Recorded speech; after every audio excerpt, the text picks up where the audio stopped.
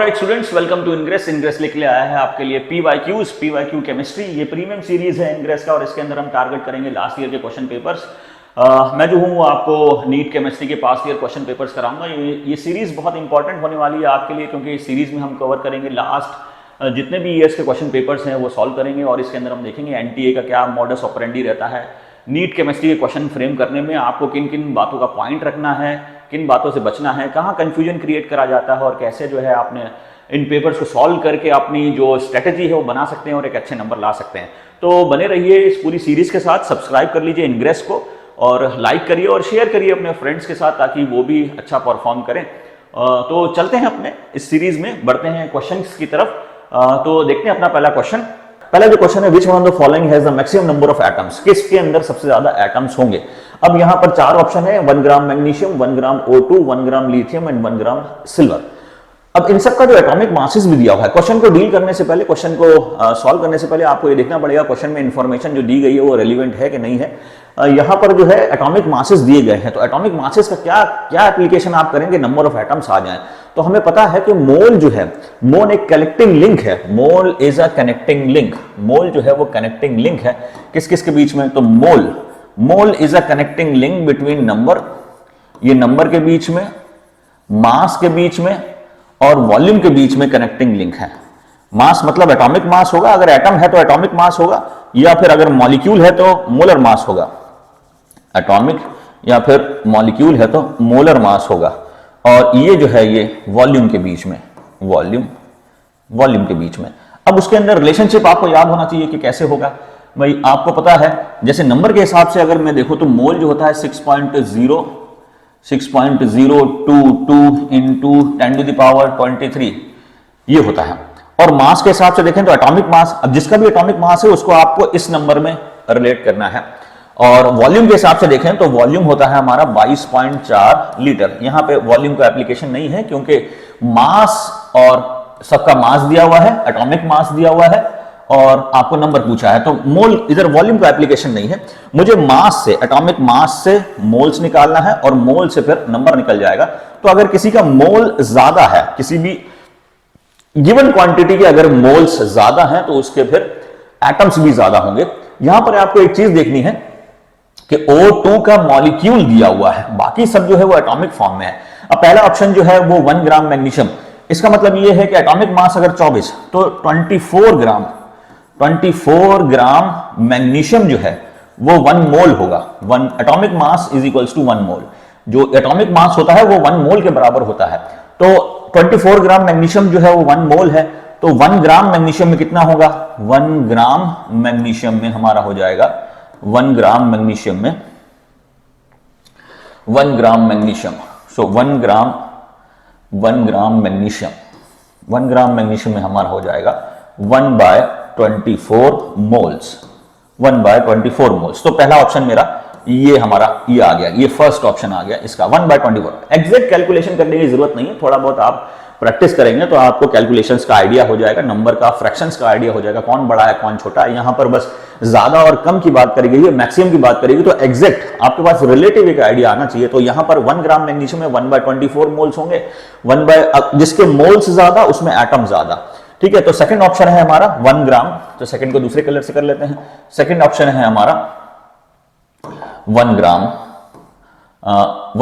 O2। तो हमें पता है कि एक ऑक्सीजन, अब O2 दिया हुआ है और एटॉमिक मास ऑक्सीजन का है 16, तो O2 का जो है मोलर मास हो गया यानी 32 ग्राम।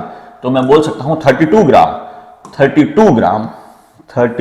ग्राम of O2 is equals to 1 mole O2, 1 mole O2। क्योंकि एटम्स पूछ रहा है तो मैं बोल सकता हूं 32 grams of O2 is equals to, क्योंकि एक मॉलिक्यूल में 2 एटम है तो ये 2 यहां पे मल्टीप्लाई होगा तो हो जाएगा 2 mole of oxygen atom, 2 mole of oxygen atom, ये आ गया मेरा। तो 1 gram of O2 is equals to 2/32 moles of oxygen atom. तो ये हो जाएगा 1/16, यहां पर 1/16 आ गया। तो मेरे पास दो नंबर आए, 1/24 और 1/16, 1/24 और 1/16, तो ये 2 नंबर। अब इसमें से छोटा बड़ा कौन सा है? तो अभी मेरे पास जो है ये अमाउंट जो है ये बड़ा है, 1/16 जो है वो बड़ा है, लेकिन अभी 2 में ये बड़ा है। अब मैं तीसरे पे जाऊंगा, इसको इरेज कर देते हैं। अब मैं तीसरे पे जाऊंगा, तो तीसरे में मेरे पास क्या आ जाएगा? तो यानी थर्ड ऑप्शन में क्या आ जाएगा? थर्ड ऑप्शन में देखते हैं, थर्ड ऑप्शन में क्या आएगा। तो 1 ग्राम लिथियम, अब मुझे पता है कि 7 gram lithium is equals to 1 mole lithium atom. So 1 gram of lithium is equals to 1/7 moles of lithium atom. तो एक नंबर मेरे पास ही आया 1/7। अब मेरे पास 3 नंबर आ चुके हैं, 1/24, 1/16 और 1/7। अभी तक जो है वो ये सबसे बड़ा है, क्योंकि न्यूमरेटर सब में कॉमन है, तो डिनोमिनेटर जितना छोटा होगा नंबर उतना बड़ा हो जाएगा। डी जो ऑप्शन है मेरे पास, डी जो ऑप्शन है, तो डी ऑप्शन है मेरे पास क्या? ये 1 ग्राम सिल्वर। सो मुझे पता है 108 ग्राम सिल्वर 1 मोल, एटॉमिक मास जो है वो 1 मोल के बराबर होता है।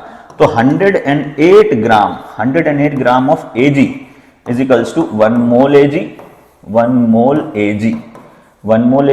So 1 gram of Ag is equals to 1/108 moles of Ag। तो ये सबसे छोटा हो गया। अब मेरे पास देखो क्या है, 4 नंबर आ गए हैं फ्रैक्शन के हिसाब से, ये जो है ये 4th नंबर है फ्रैक्शन के हिसाब से। तो एक मेरे पास मतलब 1 gram magnesium 1/24 moles, 1 gram O2 1/16 moles of oxygen atom, 1 gram lithium is equals to 1/7 moles of lithium atom, and 1 gram silver is equals to 1/108 moles of silver. तो ये सबसे छोटा हो गया, इट इज द लीस्ट और it is the maximum number, मतलब इसके अंदर ज्यादा मोल्स होंगे, ज्यादा मोल्स जो ज्यादा एटम। तो ये हमारा इसका आंसर हो जाएगा। अब इसका जो आंसर है ये हो जाएगा ये सी, तो 1 ग्राम लिथियम एटम। तो आपको अप्रोच यहां पे लगानी है, एटॉमिक मास को मोल्स में कन्वर्ट करना है, और मोल्स ज्यादा होंगे तो नंबर भी ज्यादा होगा। तो जिसके मोल्स ज्यादा आएंगे उसका नंबर भी ज्यादा होगा। तो हमने कैलकुलेशन के हिसाब से देखा कि लिथियम के जो मोल्स हैं वो ज्यादा है, 1 ग्राम लिथियम में वो सबसे ज्यादा है। अब लिथियम के हिसाब से आपको थोड़ी बहुत इंफॉर्मेशन और दे दूं, lithium is the lightest metal. Lithium जो है वो लाइटेस्ट मेटल है, और लिथियम जो है उसकी जो रिडक्शन पोटेंशियल जो है वो भी सबसे ज्यादा है। It is highly reducing in nature, और अब जो है वो लिथियम बैटरी में भी यूज हो रहा है। लिथियम आयन काफी ज्यादा कॉस्टली है, काफी जो है सबसे हल्का मेटल है, और ये केरोसिन पे भी फ्लोट करता है, वाटर पे भी फ्लोट करता है, इसलिए इसको वैक्स में लपेट के रखते हैं ताकि, क्योंकि ये हाईली रिएक्टिव है मॉइस्चर से और एयर से बहुत जल्दी रिएक्शन करता है। Lithium is very costly. तो ये लिथियम के बारे में कुछ पॉइंट्स है। बढ़ते हैं अपनी नेक्स्ट क्वेश्चन पर। सो नेक्स्ट क्वेश्चन हमारा क्या है? नेक्स्ट क्वेश्चन है हमारा, the number of moles of hydrogen molecule required to produce 20 moles of ammonia through Haber's process. Haber's process जो है वो बहुत इंपॉर्टेंट प्रोसेस है। हेबर्स प्रोसेस आपको पता होना चाहिए, हमारे केमिस्ट्री के अंदर बहुत सारे प्रोसेस है। हेबर्स प्रोसेस है, कॉन्टैक्ट प्रोसेस है, लेड चैम्बर प्रोसेस है, और ओसवाल्ड्स प्रोसेस है। ये कुछ प्रोसेस हैं जो इंपॉर्टेंट एसिड के लिए होते हैं। तो यहां पे थोड़ा बता दूं आपको, हेबर्स प्रोसेस जो है वो अमोनिया के लिए होता है। कॉन्टैक्ट प्रोसेस जो है वो सल्फ्यूरिक एसिड का कांटेक्ट नहीं होना चाहिए। सल्फ्यूरिक एसिड जो है वो यूज होता था एसिड बर्न में। लोग जो है वो बैटरीज में सल्फ्यूरिक एसिड निकाल के लोगों के चेहरे पर डाल देते थे, उससे एसिड बर्न होता है। तो सल्फ्यूरिक एसिड से याद करना है, सल्फ्यूरिक एसिड का कांटेक्ट बॉडी पे बिल्कुल नहीं होना चाहिए, क्योंकि it is used for acid attack. तो खाल को जो है बिल्कुल गिरा देता है। कांटेक्ट प्रोसेस के जैसा ही है लेड चैम्बर प्रोसेस। थोड़ा बहुत पेटेंट का फर्क है, थोड़ा बहुत टेक्नोलॉजी का फर्क है। तो लेड चैम्बर प्रोसेस और कांटेक्ट प्रोसेस सल्फ्यूरिक एसिड के लिए है, और ओसवाल्ड्स प्रोसेस जो है वो नाइट्रिक एसिड के लिए। आप बार बार सुनते रहोगे तो याद हो जाएगा, बस आपको इसलिए बता रहा हूं। तो अभी जो है हम हेबर्स प्रोसेस को देखते हैं, मतलब हेबर्स प्रोसेस क्या है। तो हेबर्स प्रोसेस जो है ये हमारा, हेबर्स प्रोसेस में क्या होता है, नाइट्रोजन होता है N2 gas plus 3H2 gas, ये आपको दे देगा 2NH3 गैस अमोनिया में। ठीक है, ये हमारा हेबर्स प्रोसेस। अब इसके अंदर हेबर प्रोसेस के अंदर आपको ये बात याद करनी है, इसके अंदर कैटलिस्ट और प्रोमोटर लगता है। कैटलिस्ट इसके अंदर जो है वो है Fe जो है वो कैटलिस्ट है, और प्रोमोटर जो है वो मॉलिब्डेनम है। मॉलिब्डेनम जो है वो प्रोमोटर है। प्रोमोटर वो चीज होता है जो कैटलिस्ट के भी एक्शन को बढ़ा देता है। कैटलिस्ट क्या करता है, एक्टिवेशन एनर्जी को कम करके रिएक्शन को फास्ट कर देता है, और कैटलिस्ट के एक्शन को जो है प्रोमोटर एनहांस करता है। ये हेबर्स प्रोसेस है। हेबर्स ने ये प्रोसेस डेवलप करा क्योंकि अमोनिया को बनाना बहुत ज्यादा मुश्किल हो रहा था। ये जो अमोनिया का जो सिंथेसिस है ये रिवर्सिबल प्रोसेस है, तो यील्ड बहुत कम आती है। इसके लिए जो है वो आयरन का यूज करा गया है, कैटलिस्ट का यूज करा गया है, ताकि इसके अंदर आयरन हेबर्स अमोनिया का यील्ड बढ़ जाए। अब इसके अंदर हमने जो है ये स्टोकियोमेट्री जो है यहाँ पर इंपॉर्टेंट है। स्टोकियोमेट्री का मतलब क्या है? The ratio of different reactant and product in a chemical reaction, ये स्टोकियोमेट्री बताती है। अब यहाँ पर देखिए 1 मोल नाइट्रोजन है, 3 मोल हाइड्रोजन है और 2 मोल अमोनिया बनता है। तो स्टोकियोमेट्री से आपने क्या देखा कि 1 मोल N2 reacts with 3 mole H2 to produce 2 moles of ammonia। ये हमारा स्टोकियोमेट्री है, ये हमारा जो है रेशियो है। अब आप जिस रेशियो से जिस भी नंबर से आप एक को इंक्रीज करेंगे उसी रेशियो में अगले को इंक्रीज करना पड़ेगा। मतलब अगर मैं नाइट्रोजन को 10 से मल्टीप्लाई करूंगा तो 10 मोल हो जाएगा, हाइड्रोजन को 30 हो जाएगा और अमोनिया जो है वो 20 हो जाएगा। अगर इसको 2 से मल्टीप्लाई करूंगा तो 2 ये हो जाएगा, 6 ये हो जाएगा, 4 ये हो जाएगा। मतलब कॉमन रेशियो जो है वो सेम होना चाहिए सबके अंदर, सिंपलेस्ट रेशियो जो है वो कॉमन होना चाहिए। या अगर किसी एक को किसी से डिवाइड मल्टीप्लाई करा है तो उसको बाकी सबको भी उससे मल्टीप्लाई करेंगे, किसी एक को किसी से डिवाइड करा है तो बाकी सबको भी उससे डिवाइड करेंगे, सबके साथ इक्वल रिलेशनशिप चलेगा। अब यहां पर जो है वो 20 मोल्स ऑफ अमोनिया है। क्वेश्चन क्या दिया हुआ है? The number of moles of hydrogen molecule required to produce 20 moles of ammonia through Haber's process. तो ये 2 की जगह 20 पूछ रहा है। मतलब क्या पूछ रहा है कि ये 20 मोल्स अमोनिया अगर मुझे बनाना है, 20 मोल्स अगर मुझे बनाना है, तो देखो 20 मोल्स बनाने के लिए इस नंबर को मुझे 10 से मल्टीप्लाई करना पड़ेगा, इंटू 10। तो जब ये 10 से मल्टीप्लाई होगा तो ये भी 10 से मल्टीप्लाई हो जाएगा, इंटू 10, और ये भी 10 से मल्टीप्लाई हो जाएगा। तो 20 मोल्स अमोनिया बनाने के लिए मुझे मेरे पास 10 मोल नाइट्रोजन हो, 10 N2 हो, प्लस 30 जो है वो हाइड्रोजन हो, 30 H2 हो, और ये जो है ये 20 आपको अमोनिया बना के देगा। ठीक है, ये मेरा देखो रेशियो ये वाला 1:3:2, यहां पर भी वही रेशियो है 10:30:20, यानी सिंपलेस्ट रेशियो हो जाएगा 1:3:2। तो मतलब डायरेक्ट क्वेश्चन है, कुछ आपको कैलकुलेशन ही नहीं करना, थोड़ा बहुत आइडिया आपको थोड़ा बहुत होना चाहिए क्वेश्चन को सॉल्व करने का।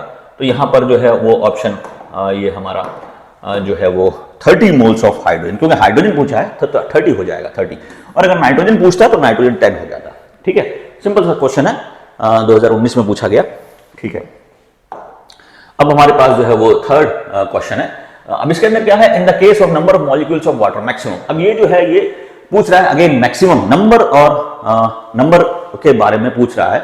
अब आपको दिया है 18 ml ऑफ वाटर और 0.18 ग्राम ऑफ वाटर और 10⁻³ मोल्स ऑफ वाटर, और ये मतलब इन्होंने चारों जो रिलेशनशिप है आपसे पूछ ली गई है। कौन सी रिलेशनशिप? मतलब मोल को किसमें कन्वर्ट करा गया है? मोल का रिलेशनशिप किसमें? यही नंबर में, नंबर वही चीज है, नंबर। ठीक है, फिर ये मास। अब क्योंकि ये वाटर के लिए पूछ रहा है तो यहां मोलर मास आएगा, और फिर ये वॉल्यूम यानी 22.4 लीटर। अब यहां पर ये देखना है कि ये जो रिलेशनशिप है 22.4 लीटर ये गैस के लिए होता है, तो गैस का जो वॉल्यूम है उसके लिए होता है, ये लिक्विड के लिए नहीं होता है। ये ध्यान रखें आप कि 1 mole of gas is equal to 22.4 litre, not 1 mole of liquid equal to 22.4 litre. 1 mole liquid को आपको नहीं लेना है, ये जो 22.4 लीटर है ये गैस के लिए होता है, only and only for gas, तो उसके लिए आपको लगाना है। अब जैसे यहां पर इन्होंने दिया है यहां पर इन्होंने दिया है 0.0, तो यहां पर जो वॉल्यूम है ये वाटर वेपर के साथ दिया है, तो ठीक है, ये हमारा क्वेश्चन यहां पर ठीक है। अब यहां पर जो है वॉल्यूम जो है ये वाटर के साथ दिया है, तो क्या होता है कि लिक्विड में वॉल्यूम अगर बदलता है तो लगभग लिक्विड की जो डेंसिटी है वो लगभग, लिक्विड और सॉलिड की जो डेंसिटी है ये वेरी नहीं करती है ज्यादातर फैक्टर पे, लेकिन गैस की डेंसिटी बहुत ज्यादा वेरी करती है। इसलिए गैस के केस में वॉल्यूम और मास का रिलेशन अलग अलग चलता है। ठीक है, मतलब मास सेम होगा तो वॉल्यूम बहुत ज्यादा बदल सकता है, डेंसिटी बहुत ज्यादा बदल सकती है। मेरे पास 1 किलो अगर गैस है तो मैं इसको कंप्रेस करके 1 लीटर भी या आधा लीटर भी कर सकता हूं। 1 किलो गैस जो है वो अगर 50 लीटर कंज्यूम कर रही है, कंप्रेस कर दिया, अभी भी ये 1 किलो ही है, लेकिन अब ये 1 लीटर हो जाएगा, तो डेंसिटी बदल गई है। तो गैस के केस में density highly dependent on the volume of container, ये होता है।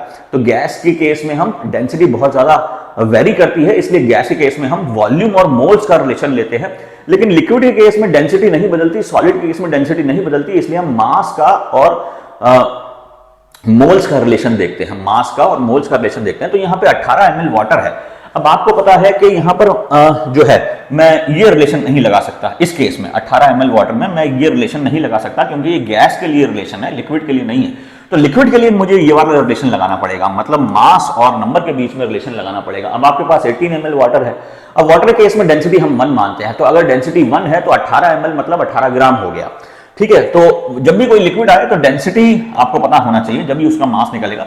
तो वाटर का जो डेंसिटी है, वाटर का डेंसिटी जो होता है वो 1 होता है। तो इससे मेरे पास इसका जो मास आ जाएगा, इसका जो मास आ जाएगा ये भी 18 ग्राम आ जाएगा। तो मैं मास की जगह में, सॉरी वॉल्यूम की जगह में मास से काम चलाऊंगा, इनडायरेक्ट कन्वर्जन हो गया। मतलब 18 ग्राम वाटर दिया हुआ, 18 ग्राम वाटर मतलब 1 मोल वाटर हो गया, क्योंकि वाटर का जो मोलर मास है तो 18 ग्राम वाटर मतलब H2O जो है इसका जो मोलर मास है वो 18 ग्राम है, ठीक है, यानी 1 मोल, इसका 1 मोल आ गया। तो आपको चीजों को मोल्स में ही कन्वर्ट करना है, अगर मोल्स ज्यादा है तो फिर नंबर भी ज्यादा है यहाँ पर। अब आपको एक चीज और ध्यान रखनी है कि यहाँ पर मॉलिक्यूल्स पूछा है, मॉलिक्यूल्स, ठीक है। तो ये 1 मोल मॉलिक्यूल होगा, क्योंकि ये मॉलिक्यूल है तो 18 ग्राम 1 मोल, 1 मोल किसका, वाटर के molecules, moles of H2O, moles of H2O। तो मतलब पहले वाले के अंदर 1 मोल हो गया। अब ये 0.18 ग्राम है तो इसके अंदर 18 ग्राम में 1 मोल होता है, तो 0.18 के अंदर 0.01 मोल होगा, 0.01 मोल होगा। इसी रिलेशन से मैंने कर दिया यहाँ पर 18 ग्राम का 1 मोल, तो इसको डिवाइडेड बाय 100 कर दिया तो 0.18 हो गया, तो इसको भी डिवाइड बाय 100 करेंगे, उसी रिलेशन में चलेंगे। वो थोड़ा मैथमेटिकल कॉन्सेप्ट है, ठीक है। तो अब जो है मेरे पास यहाँ पर तो मेरे पास आ गया, इसका आ गया, इसका तो 1 मोल आ गया, 1 मोल इसका आंसर, और इसका आ गया 0.01 मोल, ये हो जाएगा। और ये जो है ये 10 की पावर -3 मोल ही दिया हुआ है, तो ये आ जाएगा 0.001 मोल। तो ये तो मेरा लीस्ट आ गया। अब ये जो है ये 22.4 लीटर अगर होता तो 1 मोल वाटर वेपर होता, यानी कि यहां पर देखो 0.0024। अब मैं इसके अंदर ये वाला एप्लीकेशन लगाऊंगा, मतलब ये गैस के केस में दिया हुआ है, तो फिर मैं ये वाला एप्लीकेशन लगाऊंगा इसके अंदर, मतलब नंबर इजिकल्स टू वॉल्यूम। तो मेरे पास पता है कि 22.4, डी वाले के लिए कर रहा हूं, 22.4 litre equal to 1 mole gas. अब यहां पर गैस जो है वाटर वेपर है, तो मैं बोल सकता हूं 1 mole of H2O in vapour form, ठीक है। H2O molecule, vapour, H2O molecule लिख देते हैं, मॉलिक्यूल। अब यहां पर 22.4 ना देके ये दिया हुआ है 0. यानी इसको इन्होंने डिवाइड कर दिया 10 की पावर -4 से, तो यानी इसको अगर मैं डिवाइड करूं इससे, तो फिर ये इसको भी मुझे इससे डिवाइड करना पड़ेगा ताकि रिलेशन सेम आए। तो 0.00224 इज इक्वल्स टू 10 की power -4 moles of H2O vapour molecules. तो यहां पर ये हमारा ऑप्शन आ गया 10 की पावर -4।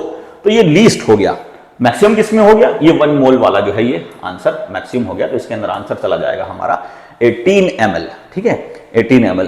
तो ध्यान रहे लिक्विड और सॉलिड के अंदर आपको कभी वॉल्यूम दिया हुआ है तो उसका मास निकाल के मोल्स निकालना है, और अगर गैस दिया हुआ है तो उसके अंदर वॉल्यूम से मोल्स आपको निकालना है, ये कॉन्सेप्ट है इसका। तो ठीक है, ये क्वेश्चन थोड़ा सा ट्रिकी था क्योंकि तीनों चीजों का एप्लीकेशन पूछ लिया है इसने एक ही क्वेश्चन के अंदर। आपको ये भी पूछ लिया है कि वॉल्यूम और मोल्स के बीच में आपको रिलेशन पता है कि नहीं पता। आपको ये पता है कि वॉल्यूम और मोल्स का रिलेशन लगाना कहां है, लिक्विड के केस में लगाना है, गैस के केस में लगाना है, और मास और मोल्स के बीच में क्या रिलेशन है ये आपको पता है कि नहीं है, ठीक है। ये हमारा थर्ड क्वेश्चन है। फोर्थ क्वेश्चन अभी हम देखते हैं। तो फोर्थ क्वेश्चन के अंदर इसको डिलीट करते हैं, चलो ठीक है। फोर्थ क्वेश्चन के अंदर हम देखते हैं mixture of gases contain H2 and O2 gas in the ratio of 1:4। मतलब ये कह रहा है कि दो गैस है मेरे पास, H2 और O2, दो गैस है मेरे पास, H2 और O2 गैस जो है ये है हाइड्रोजन और ऑक्सीजन। अब इनका जो रेशियो है वेट बाय वेट 1:4 है, मतलब इनका जो रेशियो है ये 1 ग्राम अगर माने तो ये 4 ग्राम हो जाएगा, ये हमारा रेशियो आ गया। तो मोलर रेशियो पूछा है दो गैस का, तो इनका मास का रेशियो हमें पता है, तो इनके मोल्स का रेशियो निकालने के लिए इनके मासेस को उनके मोलर मास से डिवाइड कर देंगे, ठीक है। तो मतलब मोल्स का रेशियो अगर मुझे निकालना है तो मोल्स का रेशियो निकालने के लिए इनके मासेस को इनके मोल से, अब मुझे ये तो मास रेशियो है, वेट बाय वेट रेशियो दिया हुआ ना, यानी मास का रेशियो, तो मोल बाय मोल रेशियो क्या होगा, mole by mole ratio, mole by mole by mole का रेशियो क्या होगा। तो यहां पर जो है ये क्या आ जाएगा, तो मास को मोल में कन्वर्ट करने के लिए इनको इनके मोलर मास से डिवाइड कर देंगे, यानी 1 को डिवाइड कर दूंगा मैं, H2 का मोलर मास आ जाएगा 2, और यहां पर ये रेशियो लेके और इसका 4 को मैं डिवाइड कर दूंगा, O2 का जो मोलर मास है 32। अब इनका जो है रेशियो ले लेंगे, तो 1/2 इंटू 4/32, तो 32 यहां आ जाएगा, 32 ये आ जाएगा, तो ये आ जाएगा, नीचे 8 आ जाएगा, तो 4:1, 8 चौक 32, 4:1, तो 4:1 जो है हमारा ये ऑप्शन हो जाएगा, आंसर हो जाएगा 4:1। तो ध्यान रहे, वेट बाय वेट से अगर दिया हुआ है रेशियो, तो मोल बाय मोल का रेशियो निकालने के लिए उनके मासेस को उनके मोलर मास से डिवाइड कर देंगे, यानी यहां पर हाइड्रोजन का जो मास है अगर 1 ग्राम है तो ऑक्सीजन का मास 4 ग्राम हो गया, क्योंकि क्वेश्चन में वैसा दिया हुआ है। अब हाइड्रोजन के मास को उसके मोलर मास में कन्वर्ट करने के लिए उसके मोलर मास से डिवाइड कर देंगे, यानी 2 से, और इसको जो है वो मोलर मास यानी 32 से डिवाइड कर देंगे, फिर इनका रेशियो ले लेंगे, तो हमारे पास आंसर आ जाएगा ये 4:1। ठीक है, सिंपल सा क्वेश्चन था। अब जो है वो मेरे पास नेक्स्ट क्वेश्चन है, ये the number of water molecule is maximum है। सिंपल सा क्वेश्चन है, वेरी वेरी सिंपल क्वेश्चन, इसमें आपको ज्यादा टाइम नहीं लगाना चाहिए। तो number of water molecules is maximum, वही नंबर पूछ रहा है, फिर नीचे क्या दिया हुआ ये देखते हैं, 18 molecules of water, 18 molecules of water ही दे दिया इसने। 18 मॉलिक्यूल्स ऑफ वाटर का मतलब 18 मॉलिक्यूल्स इसने वाटर के निकाल के रख दिए, सिर्फ 18 मॉलिक्यूल्स ही हैं वाटर के, ध्यान है। 1.8 ग्राम ऑफ वाटर, अब 1.8 ग्राम जो है इसके फिर मुझे मोल्स निकालने पड़ेंगे। देखो क्या है, यहां तो इसने खुद ही नंबर बता दिया है, कुछ नहीं है, बस 18 मॉलिक्यूल्स ही हैं, 18 मॉलिक्यूल्स हैं, 1.8 ग्राम ऑफ वाटर, तो 1.8, अब मुझे पता है कि 18 gram is equals to 1 mole, and 1 mole is equals to 6.022 into 10 की पावर 23 मॉलिक्यूल्स होगा, ये ध्यान रखें, मॉलिक्यूल्स ऑफ H2, ठीक है, ये आ गया हमारा, तुम कहां से आ रहे हो, ठीक है, ये आ गया। अब 1.8 के अंदर क्या होगा कि इसको 10 से डिवाइड कर दिया है, उसको भी 10 से डिवाइड कर देंगे, तो ये 0.1 मोल हो जाएगा, और ये हो जाएगा 10 की पावर 22, बस ये करना है आपको। तो अभी भी ये बहुत बड़ा नंबर है, it is high very large number, ये सिर्फ 18 है, और ये 6.022 इंटू 10 की पावर 22 है, वो ध्यान रहे। 18 ग्राम में, अगेन 18 ग्राम में, तो मुझे पता है 18 gram is equals to 1 mole, और ये हो जाएगा 6.022 into 10 to the power 23 molecules of H2O। अब ये उससे भी बड़ा है, बार बार सीखना पड़ेगा कोई बात नहीं, समझ गए बच्चे, ठीक है। तो ये 18 ग्राम वाटर, तो मतलब इतने मॉलिक्यूल्स ऑफ H2O है उधर, लिखें क्या, लिख दिया H2O। अब 18 मोल्स ऑफ वाटर, फिर इसने 18 मोल्स दे दिया है, तो 18 मोल्स, अब उसने मोल्स दे दिया, तो मुझे पता है 1 mole is equals to 6.022 into 10 to the power 28 moles of water, तो 18 मोल, पिन बदल लो, 18 मोल्स के अंदर कितने होंगे, 18 mole is equals to 6.022 into 10 to the power 23 आ गई, 23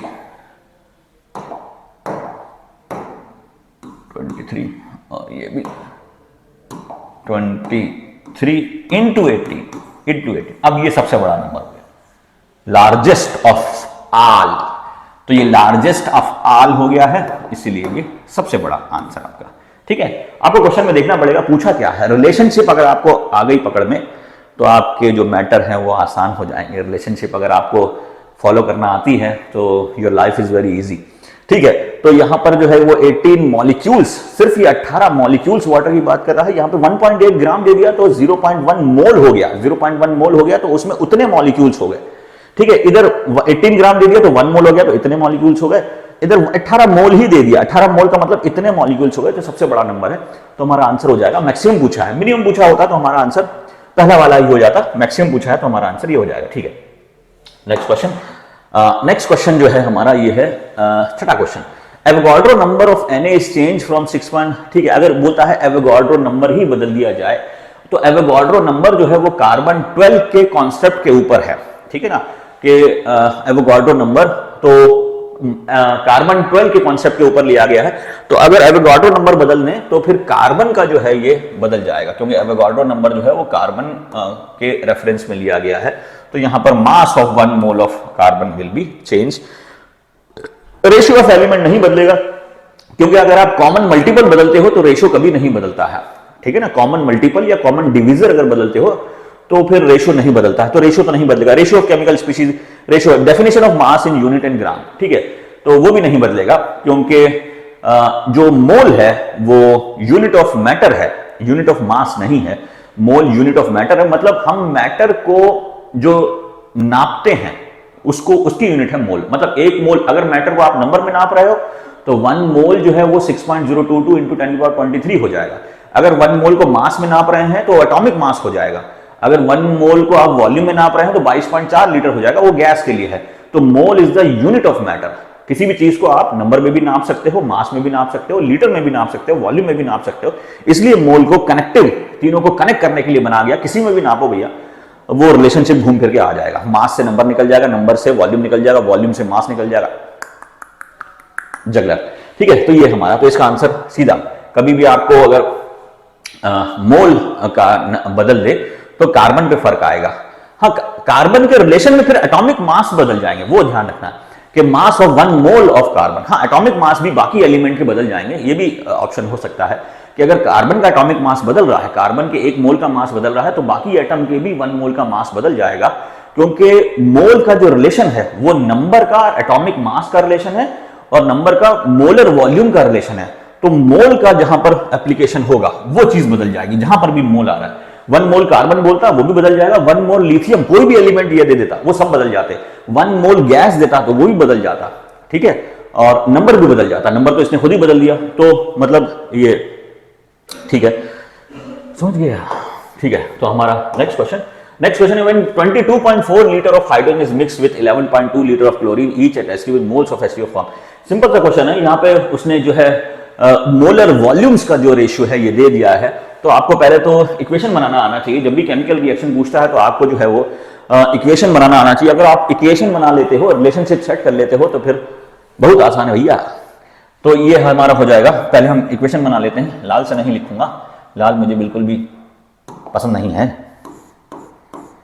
H2 गैस प्लस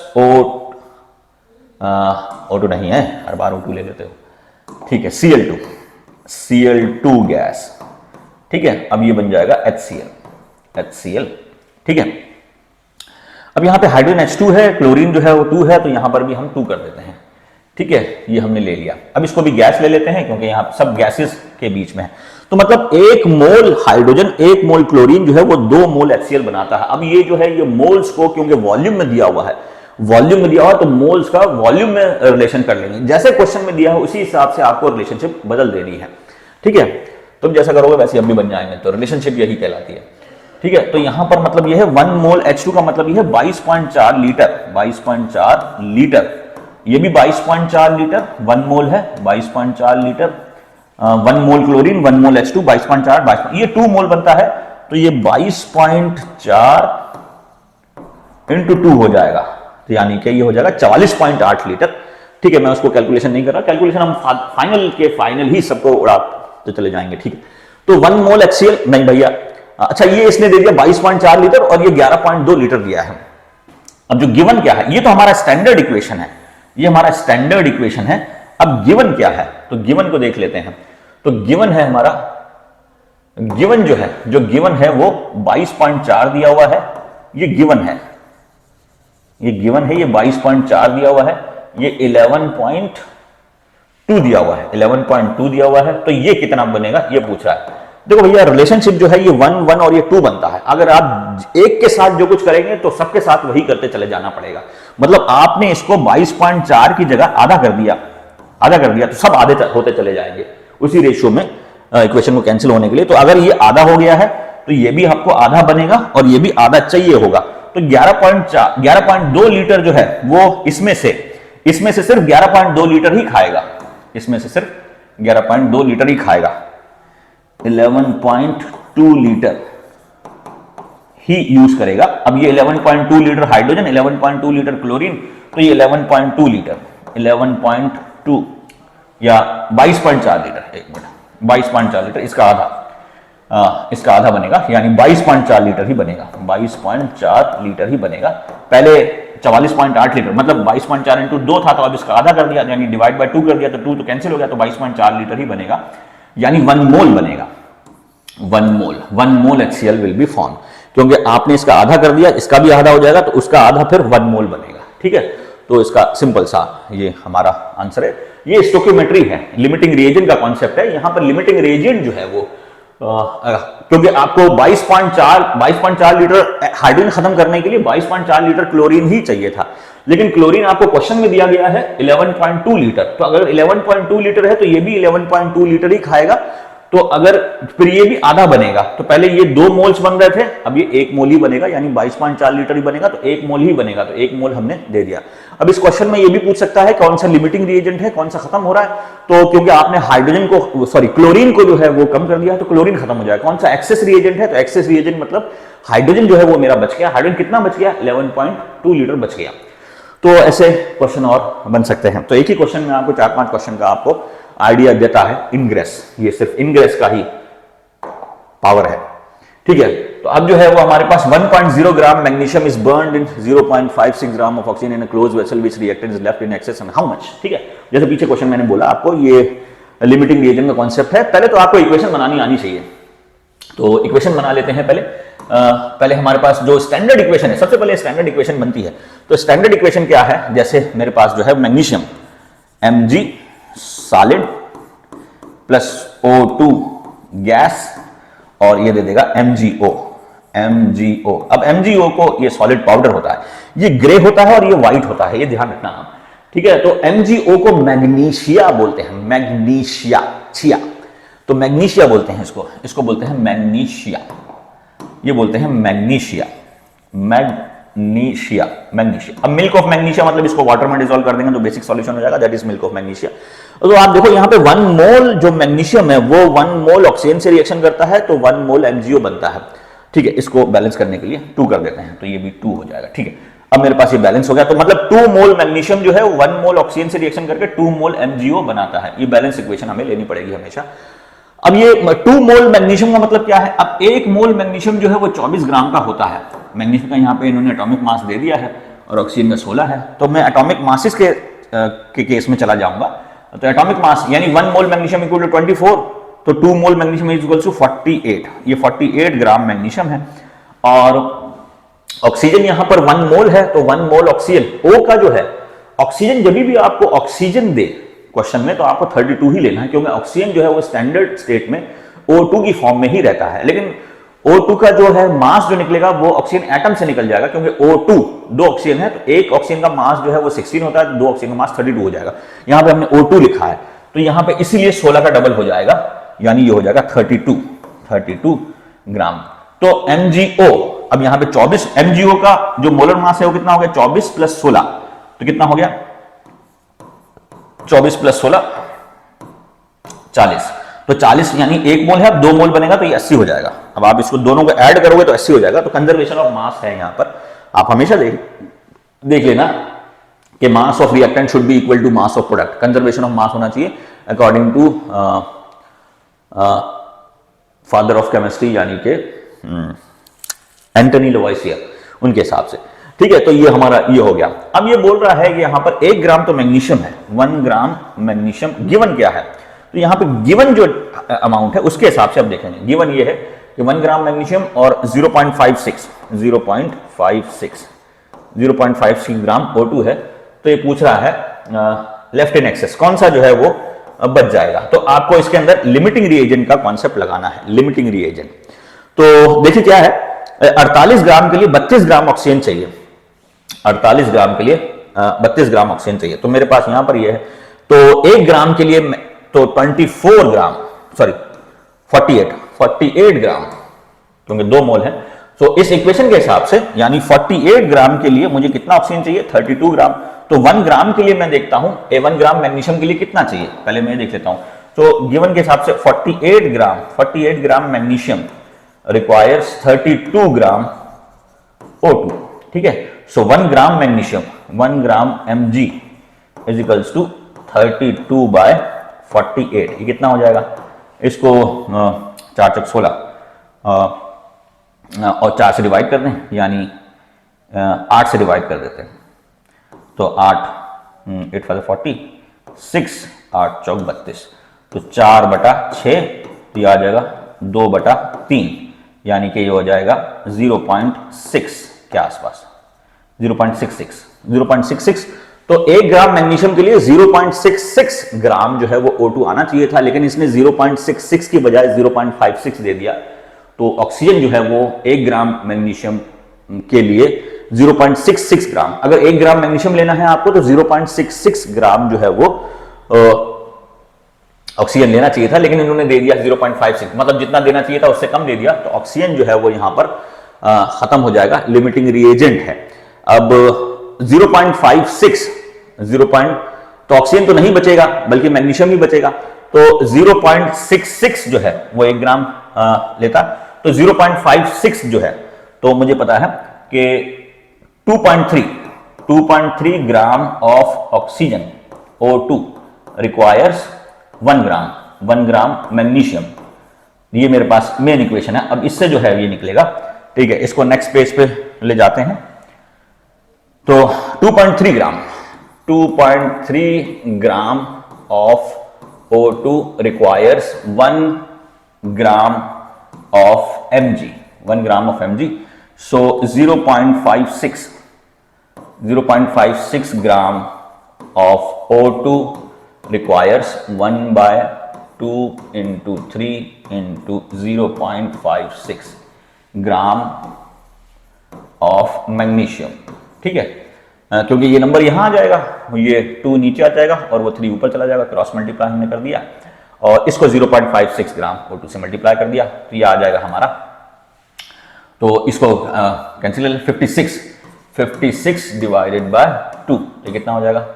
2 दूनी 4 और ये 1 16, तो 9 दूनी 18, 0.29।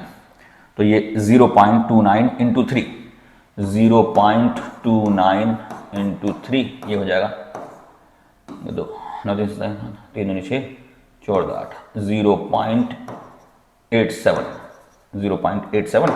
तो 1 माइनस 0.87, तो अब ये हमारे पास ये 0.87 ग्राम जो है वो मैग्नीशियम यूज हो जाएगा। तो 0.56 ग्राम ऑफ O2 रिक्वायर्स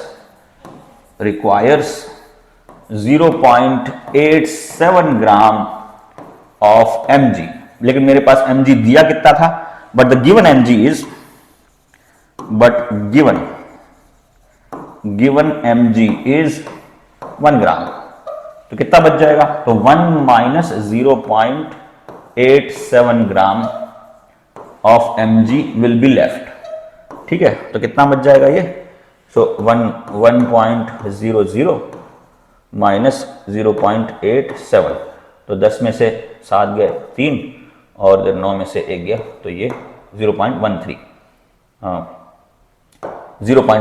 लगभग 0.16 के आसपास, ठीक है। ये हमारा ऑप्शन हो जाएगा, 0.16 ग्राम जो है वो बच जाएगा, क्योंकि मैंने अप्रॉक्स कैलकुलेशन करी है, ठीक है। तो 0.16, ठीक है, ये आपको समझ में आ गया। सबसे पहले स्टोकियोमेट्रिक इक्वेशन लिखेंगे। स्टोकियोमेट्रिक इक्वेशन में आपको पता लग गया 48 ग्राम जो मैग्नीशियम है वो 32 ग्राम ऑक्सीजन चाहिए और इसके लिए 80 ग्राम बनता है।